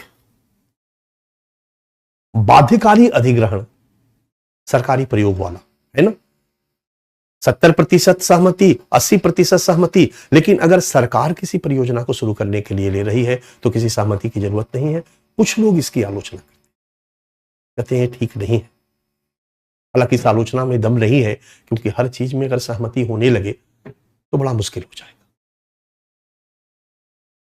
बट लोगों का कहना है कि नहीं, यहां पर भी कुछ सहमति का प्रावधान रखना चाहिए। अगर सरकार किसी प्रोजेक्ट के लिए जमीन को एक्वायर कर रही है, इमरजेंसी में तो रख ही दिया गया ना, इमरजेंसी में आपातकालीन वाले प्रोविजन में राष्ट्रीय सुरक्षा और प्राकृतिक आपदा और पार्लियामेंट सिर्फ कर दिया गया। तो सरकार अगर किसी परियोजना के निर्माण के लिए जमीन एक्वायर कर रही है तो 70% नहीं, 50%, 40% सहमति का प्रावधान, कम से कम 50% सहमति का प्रावधान होना चाहिए। लोग कहेंगे कि इससे सरकार को क्या लाभ होगा? क्यों सरकार आपके साथ गलत करेगी? सरकार किसी प्राइवेट सेक्टर से पैसा लेके गड़बड़ कर सकती थी। उनको जमीन, जब सरकार खुद प्रोजेक्ट लगा रही है तो सरकार का इसमें पर्सनल इंटरेस्ट क्या है? लोगों ने कहा कि सरकार यहां मिसयूज कर सकती है। अगर कट्टर मुस्लिमों की सरकार है, हिंदू के इलाके में सरकार सार्वजनिक हित को लेकर के प्रोजेक्ट लगा सकती है, इस तरीके से अपने समुदाय के हितों को लाभ पहुंचा सकती है। या कट्टर हिंदुओं की सरकार है, ये काम वो मुस्लिम ईसाई के यहां जाकर कर सकते हैं। किसी जाति विशेष की सरकार है और दूसरी जाति के यहां जाकर के प्रोजेक्ट लगा के, तो कहीं ना कहीं इसका मिसयूज सरकार कर सकती है, इसलिए सहमति का प्रावधान होना चाहिए। हालांकि इस आलोचना में कोई दम नहीं। एक और आलोचना की जाती है कि अभी भी सार्वजनिक उद्देश्य, पब्लिक इंटरेस्ट का डिफिनेशन नहीं क्लियर, थोड़ा सा और इसको बिल्कुल वेल डिफाइन करना चाहिए। इसलिए अभी भी निजी कंपनियों को लाभ पहुंचाने की संभावना बनी हुई है, हालांकि इसमें भी दम नहीं है। आलोचक कहते हैं कि अभी भी कृषि भूमि और बहुफसली भूमि के अधिग्रहण पर पूरी तरह रोक नहीं लगाया गया। आप भी समझते हो कि पूरी तरह रोक लगा दिया जाएगा तो उसके कारण डेवलपमेंट के काम को तो नहीं रोका जाना चाहिए, इसमें भी दम नहीं है। एक आलोचना है इस सामाजिक प्रभाव मूल्यांकन SIA के अंतर्गत केवल आर्थिक पक्षों को रखा गया। मतलब अगर कोई परियोजना लगाई जा रही है, आपकी जमीन उसके लिए एक्वायर किया जा रहा है, तो आपके उस जमीन पर, उस इलाके पर जो जो डिपेंडेंट है, इकोनॉमिकली डिपेंडेंट है, उसको भी कुछ मुआवजा दिया। सरकार ने आपकी जमीन को एक्वायर करी क्योंकि वहां पर सड़क बनाना है, लेकिन सरकार की ही जमीन में, जो सरकार के सड़क के किनारे की जमीन होती है, अगर कोई चाय का दुकान चला रहा है, उसी पर उसका परिवार आश्रित है, SIA में उसको भी मुआवजा दिया जाएगा। कोई पान का दुकान खोल के बैठा हुआ है, उसी पर उसका परिवार आश्रित है। अक्सर देखोगे कि सड़क के किनारे लोग चाय पान का दुकान लगा देते हैं, वो जमीन सरकार की होती है, उनको भी मुआवजा दिया। या आपके खेतों में जो खेती में इन्वॉल्व लोग थे, अगर पूरा गांव एक्वायर किया जा रहा है, उसको भी मुआवजा दिया जाएगा। सही है। आलोचक कहते हैं कि SIA में केवल आर्थिक पक्ष शामिल किया गया है। अरे भैया, एक जनजाति को पूरे गांव से हटा देते हो, उनके देवी देवता से उनको अलग कर देते हो, तो जो उनका इमोशनल क्राइसिस है,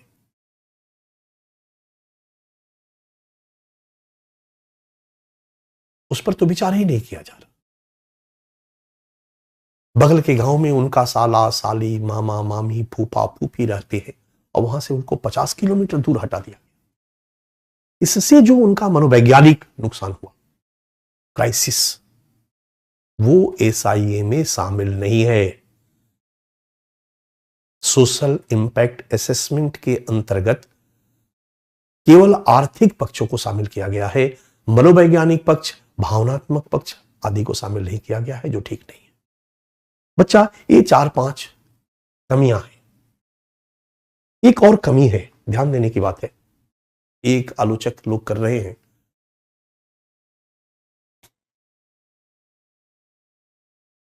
2013 के कानून में प्रावधान है कि ग्रामीण क्षेत्र में बाजार मूल्य का 4 गुना, शहरी क्षेत्र में दुगना। अब प्रश्न है कि शहरी क्षेत्र किसको माना जाए? अगर मान लो यहां तेला था, ध्यान देना बच्चा, मान लो ये शहर का लीगल बाउंड्री है।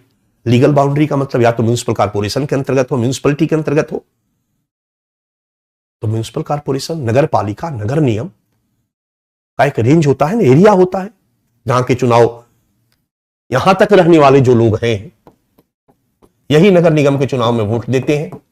ये लीगल बाउंड्री हो गया, ये शहर हो गया। और फिर इस शहर से एक सड़क इधर गुजरती है, एक सड़क इधर गुजरती है, एक सड़क इधर गुजरती है, एक सड़क इधर गुजरती है। हर सड़क के अगल बगल भी गांव हैं, घर हैं, जमीनें हैं।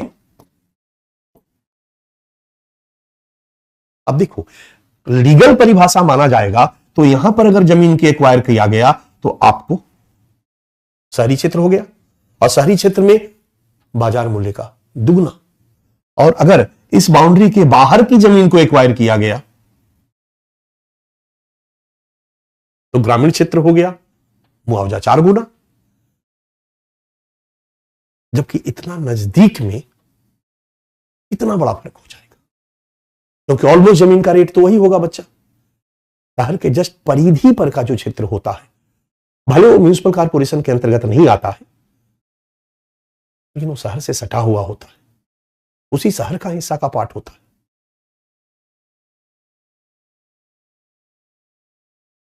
इसलिए इस कानून में क्या किया गया? कानून में कहा गया कि 8 किलोमीटर, अब ध्यान दो, ये जो लीगल एरिया है ना शहर का, इससे 8 किलोमीटर के रेंज को शहरी क्षेत्र माना जाएगा।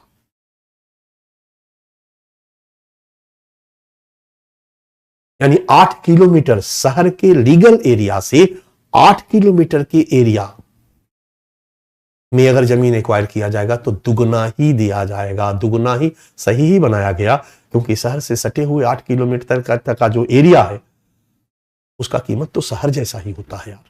4 गुना देने पर बहुत हो जाएगा, दुगना ही दिया जाएगा। और 8 के बाहर के एरिया को ग्रामीण क्षेत्र माना जाएगा। सही है?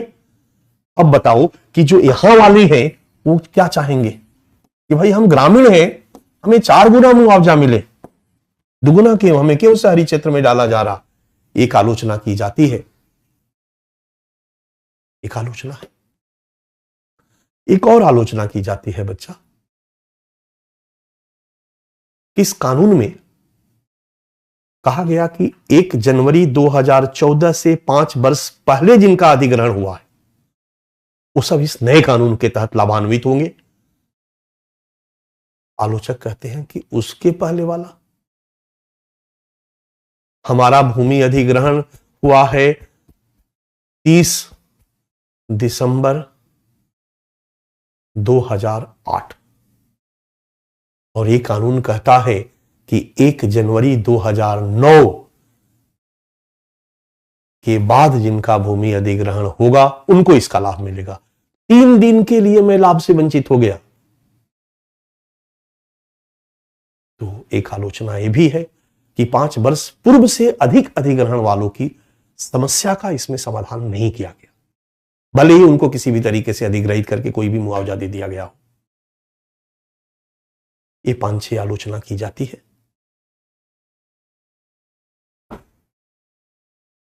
अधिनियम में निहित खामियां, हम आलोचना को 2 पार्ट में करेंगे। ए पार्ट अभी मैंने बताया, अधिनियम में निहित खामियां की आलोचना की जाती है। पहली खामी कि इसमें सार्वजनिक उद्देश्य की परिभाषा अभी भी व्यापक है, फलतः निजी कंपनियों को लाभ पहुंचाने की संभावना अभी भी विद्यमान है। दूसरी खामी, सरकारी प्रयोग हेतु अनैच्छिक या बाध्यकारी अधिग्रहण जो है वो सही नहीं है, अनुचित है, उसमें भी थोड़ा बहुत सहमति का प्रोविजन होना चाहिए। तीसरा है कृषि भूमि या बहुफसली भूमि के अधिग्रहण पर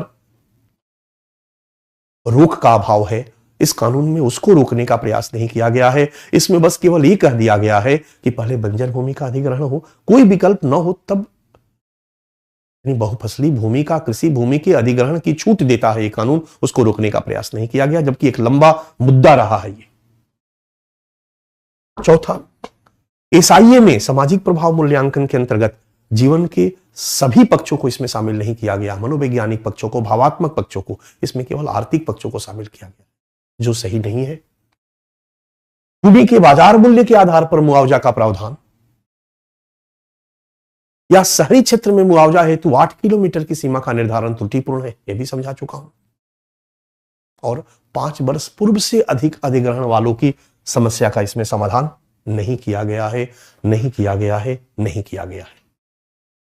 बच्चा ये है अधिनियम में जो प्रोविजन है उसकी आलोचना, राइट?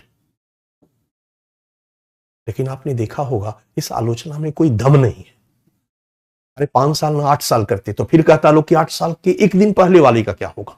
10 साल कर दिया जाता कि 1 जनवरी 2005 के बाद जिनका हुआ है, तो लोग कहते 4 वालों का क्या होगा। इसका कोई सीमा नहीं है यार। तो हम कहेंगे कि काफी हद तक सही है। अब 100% फुल प्रूफ कोई चीज नहीं हो सकता, इसलिए इन 6 आलोचनाओं में बहुत दम नहीं है।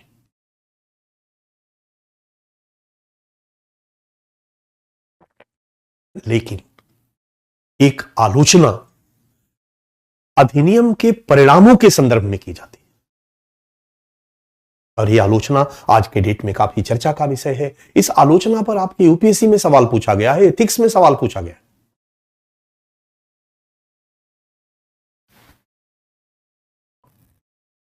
इस नए कानून का परिणाम क्या हो रहा है।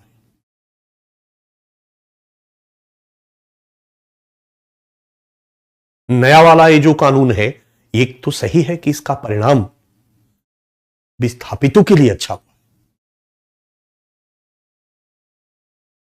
लेकिन विकास परियोजना के लिए ये नया कानून बहुत हानिकारक हुआ है। विकास परियोजनाओं के लिए यह नया कानून बहुत हानिकारक हुआ है, क्योंकि इस नए कानून के तहत जब किसी की जमीन को आज की डेट में हम एक्वायर करते हैं, अधिग्रहण करते हैं, तो प्रोजेक्ट की घोषणा करनी होगी, सहमति लेनी होगी, उसके लिए टाइम लगेगा, फिर एसआईए करना होगा। मतलब इतना लफड़ा है कि कहा जाता है कि नए कानून के अनुसार जमीन को एक्वायर करने में कम से कम 5 वर्ष का समय लग रहा। अब सोचो कि 5 वर्ष के लिए कोई इंतजार नहीं करेगा। 2014 में हमारे प्रधानमंत्री नरेंद्र मोदी जी प्रधानमंत्री का शपथ ग्रहण करने के बाद पहला काम किए कि वो दुनिया के यात्रा पर निकल गए, दुनिया के अलग अलग देशों में गए, और अलग अलग देशों में जाकर के हर जगह उन्होंने आह्वान किया कि इंडिया चलो और इंडिया में निवेश करो। हर जगह जाकर के वहां उद्योगपतियों की उन्होंने बैठक की और कहा कि आप भारत में चलो, हम भारत में आपको सबसे सस्ते दर पर श्रम उपलब्ध कराएंगे। 36 करोड़ युवा आबादी है हमारे यहां। पूरे विश्व भ्रमण के द्वारा उन्होंने दुनिया के कंपनियों को इंडिया में इन्वेस्ट करने का प्रयास किया। और बच्चा, इसमें कहीं कोई डाउट नहीं है कि अगर रेगुलेटिंग एजेंसी के रूप में हमारी सरकार प्रॉपर काम करे, अगर रेगुलेशन प्रॉपर हो, तो विदेशी निवेश का बहुत फायदा लिया जा सकता है। अगर कोई विदेशी निवेश इंडिया में आता है तो लाखों लोगों को रोजगार मिलता है, और साथ साथ सरकार को टैक्सेस भी मिलते हैं। हां, बिना रेगुलेशन के अगर काम हो आनन फानन में, तो इसका नुकसान हो सकता है। हमारी सरकार ने विदेशी निवेशकों को भारत में लाने का प्रयास किया। हमारे यहां 36 करोड़ युवा आबादी थे, उनके रोजगार बहुत बड़ी चुनौती है हमारी सरकार के सामने, कल भी थी और आज भी है। हमारी सरकार ने इसके लिए स्किल इंडिया प्रोग्राम शुरू किया, ताकि लोगों को स्किल्ड किया जाए और इन नई कंपनियों में वो रोजगार करने लायक बन सके।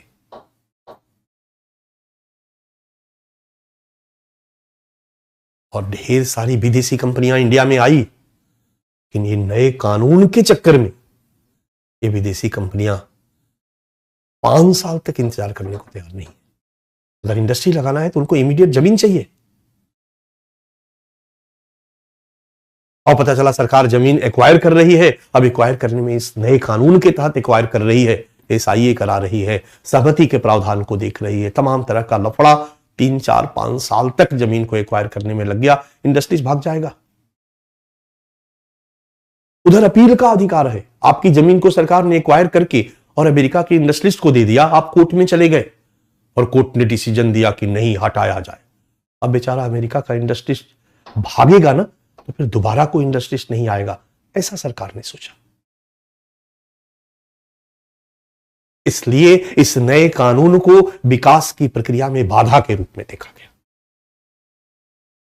अधिनियम के परिणामों के संदर्भ में खामियां या आलोचना, और सबसे प्रमुख आलोचना है कि इस नए कानून को विकास परियोजना हेतु भूमि अधिग्रहण की प्रक्रिया में देर होने से लगभग 5 वर्ष इससे विकास की प्रक्रिया बाधित हुई है। सरकार ने इसको विकास की प्रक्रिया में बाधक के रूप में देखा, राइट? तो सरकार ने जैसे ही इसको बाधक के रूप में देखा, हमारी नई सरकार आई। नई सरकार को लगा कि भाई गड़बड़ हो गया, और नई सरकार ने क्या किया, 2015 में इस कानून को संशोधित कर दिया। 1 जनवरी 2014 को इस अधिनियम को लागू किया गया। इस कानून को विस्थापितों के लिए तो बढ़िया माना गया कि विस्थापन से जुड़ी समस्याओं का यह बेहतर समाधान है। विस्थापितों के संदर्भ में सामाजिक न्याय के आदर्शों के अनुरूप है।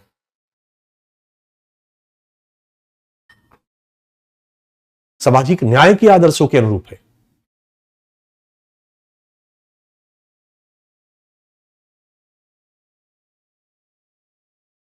सामाजिक न्याय के आदर्शों के अनुरूप है।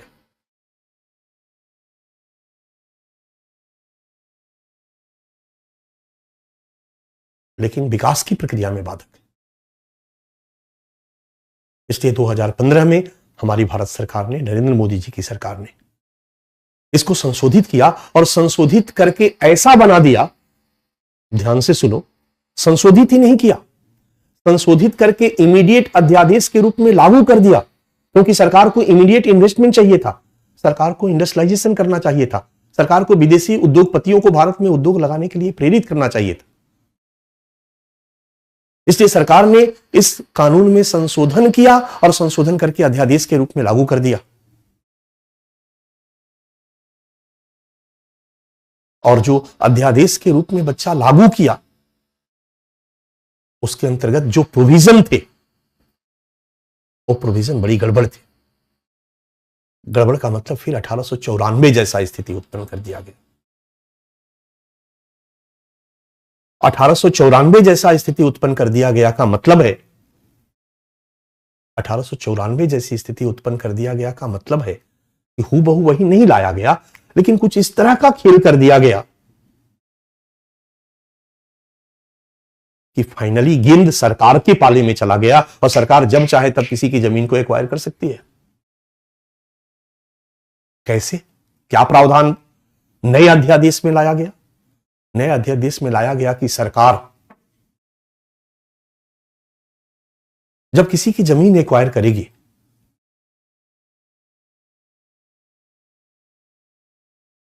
तो 5 संदर्भों में, ये 5 जो रहेंगे वो रहेगा, सहमति का प्रावधान रहेगा, लेकिन 5 संदर्भों में सहमति का प्रावधान नहीं रहेगा।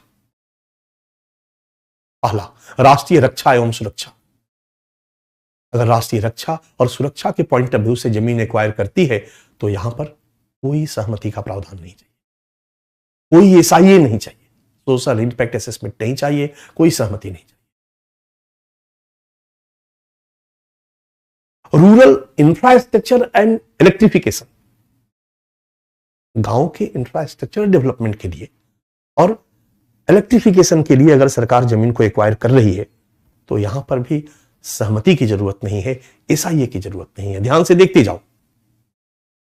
हाउसिंग फॉर पुअर्स, अगर गरीबों के लिए घर बनाने के लिए सरकार जमीन एक्वायर करती है, तो कोई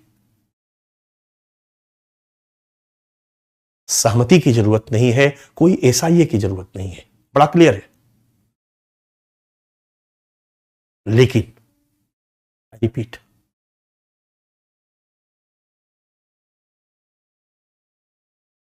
ये तीन तो ठीक लग रहा, राष्ट्रीय सुरक्षा और रक्षा सही है, सहमति को आवश्यक नहीं माना गया, ग्रामीण अवसंरचना भी सही है,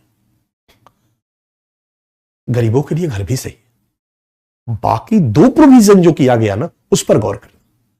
जो चौथा किया गया, infrastructure and social infrastructure, infrastructure development के लिए और सोशल इंफ्रास्ट्रक्चर डेवलपमेंट के लिए सरकार अगर किसी की जमीन को एक्वायर कर रही है तो कोई सहमति की जरूरत नहीं है, कोई एसआईए की जरूरत नहीं है। अब सोचो, इंफ्रास्ट्रक्चर और सोशल इंफ्रास्ट्रक्चर इतना ब्रॉड कर दिया गया कि मोदी सरकार ने सब उसमें ला दिया, हमारी सरकार ने सब कुछ उसमें ला दिया। मतलब पुराना कानून 2013 वाला जेव का त्यों रहा, सहमति वगैरह डैश डैश डैश, बस उसमें एक क्लॉज कर दिया कि इन 5 के लिए कोई सहमति की जरूरत नहीं है, कोई एसआईए की जरूरत नहीं है। चौथा, infrastructure and social infrastructure development, और पांचवा, इंडस्ट्रियल कॉरिडोर, औद्योगिक गलियारा। किसी एरिया को औद्योगिक गलियारा घोषित करके वहां के लिए जमीन एक्वायर किया जाएगा तो कोई सहमति नहीं चाहिए, कोई एसआईए नहीं चाहिए। अब आपको समझ में आ गया होगा कहानी। इसके अलावा और भी कुछ प्रोविजन कर दिया गया। देखो, हॉस्पिटल और शिक्षण संस्थान को सार्वजनिक परियोजना के दायरे में ला दिया गया, यानी हॉस्पिटल के लिए बनाने के लिए या कोई इंस्टीट्यूट खोलने के लिए, किसी प्राइवेट सेक्टर को देने के लिए सरकार अगर जमीन एक्वायर करती है तो पब्लिक इंटरेस्ट का प्रोजेक्ट माना जाएगा। 1894 में भी था, 13 में हटा दिया गया था क्योंकि इसका मिसयूज हो रहा था, फिर ला दिया गया। भूमि वापसी का कोई प्रावधान नहीं होगा, यह भूमि वापसी का कहानी नहीं रहेगा। एक फसली और बहुफसली भूमि का अधिग्रहण भी कर सकती है सरकार, ये सब नहीं कि बंजर का ही पहले करे। और सबसे इंपॉर्टेंट, कि गलती होने पर यह सरकार कुछ गड़बड़ भी कर दे तो डिपार्टमेंटल हेड उत्तरदायी नहीं होगा, यानी अपील का अधिकार नहीं होगा। सरकार को यह डर था कि पब्लिक कोर्ट में चली जाएगी और पता चला कि फिर डेवलपमेंट रुक जाएगा। सरकार ने जो किया उसका अपना संदर्भ था, अपना चश्मा था, लेकिन रियलिटी यही थी। सरकार ने विकास फोकस्ड अमेंडमेंट किया। सरकार को विकास को गति देनी थी, धनाधन भूमि अधिग्रहण करके प्राइवेट सेक्टर को देनी थी ताकि निजीकरण को बढ़ावा दिया जा सके, औद्योगिकरण को बढ़ावा दिया जा सके। तो विकास के संदर्भ में तो ये अमेंडमेंट सही था, लेकिन फिर विस्थापितों के संदर्भ में अगर देखो, अगर सामाजिक न्याय के संदर्भ में देखो, सोशल जस्टिस के चश्मे से देखो, तो ये अमेंडमेंट बड़ा ही अन्यायपूर्ण था। ये अमेंडमेंट तो फिर से उसी औपनिवेशिक कानून के समकक्ष लाकर खड़ा कर दिया गया।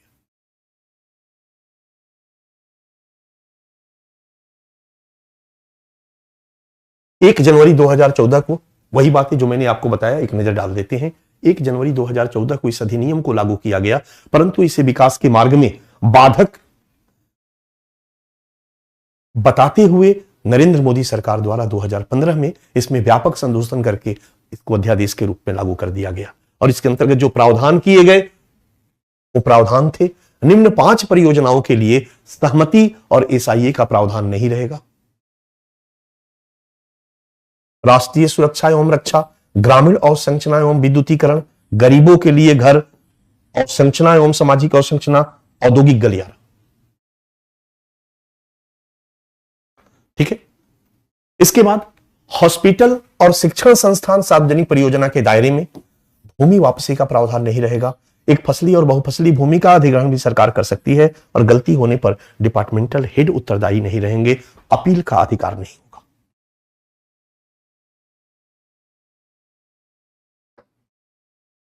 सरकार ने 2013 के कानून में संशोधन करके अध्यादेश के रूप में लागू कर दिया और दनादन जमीन एक्वायर करना शुरू कर दिया। फटाफट जमीन एक्वायर शुरू हो गया, इंडस्ट्रीज को दिया जाने लगा और इंडस्ट्रियलाइजेशन की प्रक्रिया को तेज कर दिया गया। लेकिन जैसे ही यह अमेंडमेंट लागू किया गया, पूरे देश में हंगामा मच गया।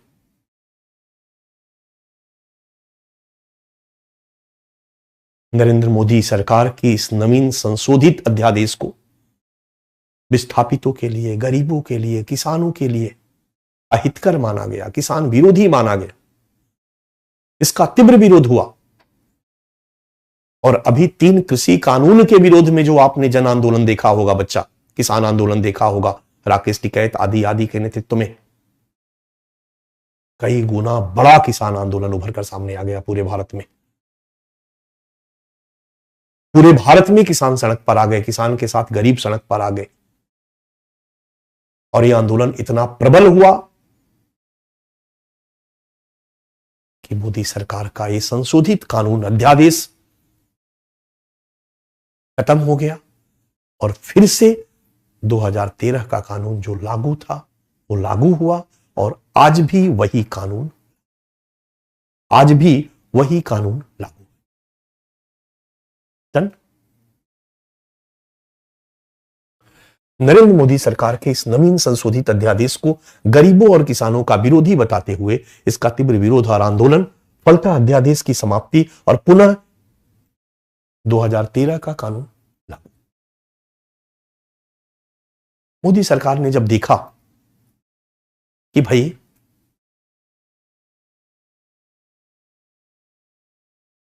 जनता पक्ष में नहीं है, अध्यादेश वापस हुआ, तो सबसे पहले तो मोदी सरकार ने फिर से थोड़ा सा जो अध्यादेश वाला प्रोविजन था उसको ढीला किया। किसानों के विरोध और आंदोलन को देखते हुए पुनः नरेंद्र मोदी सरकार द्वारा इस कानून में संशोधन किया गया और भूमि अधिग्रहण में उचित मुआवजा और पारदर्शिता का अधिकार विधेयक 2015 को लोकसभा में पारित कर दिया गया, परंतु जून 2016 को यह राज्यसभा में लंबित हो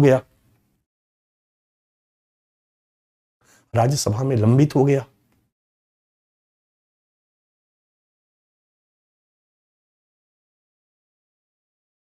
जब ये राज्यसभा में लंबित हो गया, लगा कि अब ये कानून पूरा होने वाला नहीं है बच्चा, तो नरेंद्र मोदी सरकार ने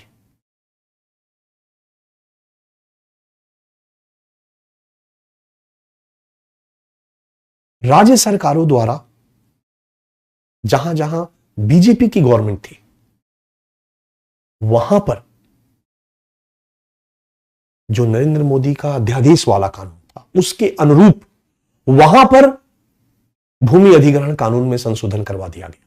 यानी 2013 का जो कानून केंद्र सरकार ने बनाया था, राज्य सरकार ने वहां पर उसको अमेंड कर दिया और अमेंड करके संशोधित करके भूमि अधिग्रहण को आसान कर दिया, 1894 की तरह कर दिया, और दनादन वहां पर भूमि अधिग्रहण करके और विकास की प्रक्रिया को तीव्र करने का प्रयास शुरू किया गया। तमिलनाडु में किया गया, तेलंगाना में किया गया, गुजरात में किया गया, हरियाणा में किया गया, महाराष्ट्र में किया गया, झारखंड में किया गया, आंध्र प्रदेश में किया गया।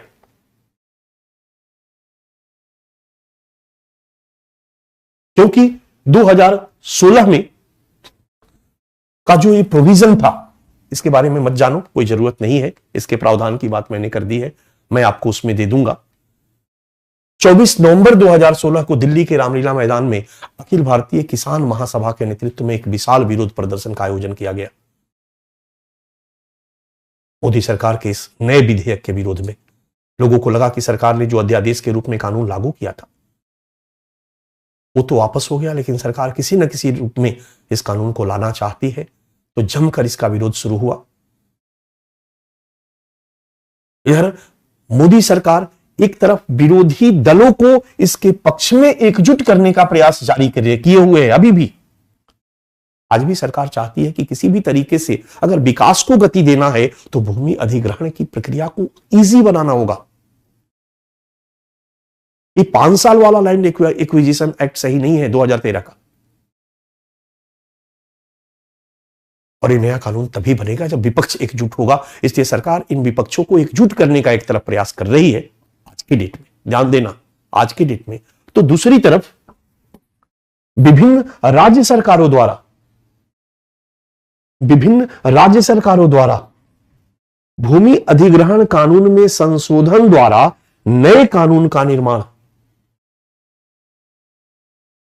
जैसा कि हमारी नरेंद्र मोदी सरकार ने 2015 में किया था, नए कानून का निर्माण और विकास की प्रक्रिया को तीव्र करने का प्रयास जारी है। विकास की प्रक्रिया को तीव्र करने का प्रयास जारी है। तमिलनाडु, तेलंगाना, गुजरात, हरियाणा, महाराष्ट्र, जहां जहां केंद्र में अगर सरकार ने इसको कानून का रूप देने में सक्षम नहीं रही, तो सरकार ने जहां जहां इनके सहयोगी की सरकार है, इनकी सरकार है, वहां वहां इन्होंने तदनुरूप संशोधन किया, भूमि अधिग्रहण को आसान किया और भूमि अधिग्रहण की प्रक्रिया को तेज करी। भूमि अधिग्रहण तेज हो गया, विकास की प्रक्रिया अग्रसारित हुई, विकास तेज हो रहा, लेकिन विस्थापितों का दर्द खत्म नहीं हुआ, क्योंकि विस्थापितों का दर्द रियल में 2013 के कानून के तहत ही खत्म हो रहा था। यह है बच्चा भारत में भूमि अधिग्रहण, पुनर्वास और पुनर्स्थापन अधिनियम 2013।